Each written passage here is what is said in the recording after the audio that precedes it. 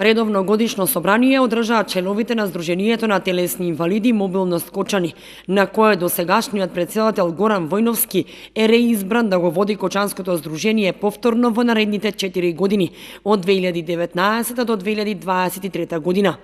На собранието беа избрани и другите органи на управување на Сдруженијето. Пошто мобилност Кочани е меѓуопштинско здружение на Виница, Берово и Делчево. При тоа 5 члена од собранието беа избрани таму.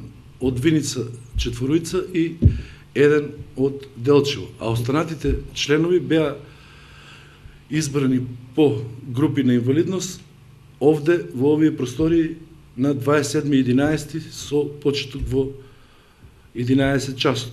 При тоа едногласно бев избран и јас за председател, за членови на избирачкиот одбор беа изберени Златко Арсовски од Делчево, Анче Киро Митев од Виница, Евтимче Атанасовски, Васил Чуелиев, Лилијана Мицевска од Кочани, Душко Ѓоргиев од Кочани.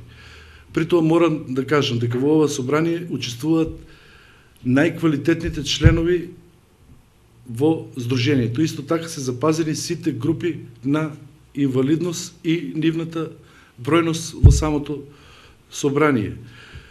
Значи, ова собрание не може да се и извршен одмор не може да замисли, например, през Лилијана Мицовска, која 30 години носи медали за мобилност Кочани, без Анче Данев, кој 3 пати поред учествувал во квизот каде што сме прво место, без Васил Чуелиев, кој што донесе проект кој ќе го реализираме исто со ваша помош во ова 2019 година. При тоа проектот е правен пред англиски донатори. Исто така без Златко Арсовски, кој учествува на безброј меѓународни, Златко Арсовски од Делчево, на безброј меѓународни надпревари во атлетика, при што го застапува Мобилност Македонија. Исто така, на собранието беа избрани и двајца делегати за да го представуваат општинското здружение кај Националното Мобилност Македонија. На собранието, освен изборот на управните органи, беше донесена и одлука Мобилност Кочани да учествува во сите активности предвидени со програмата на Мобилност Македонија.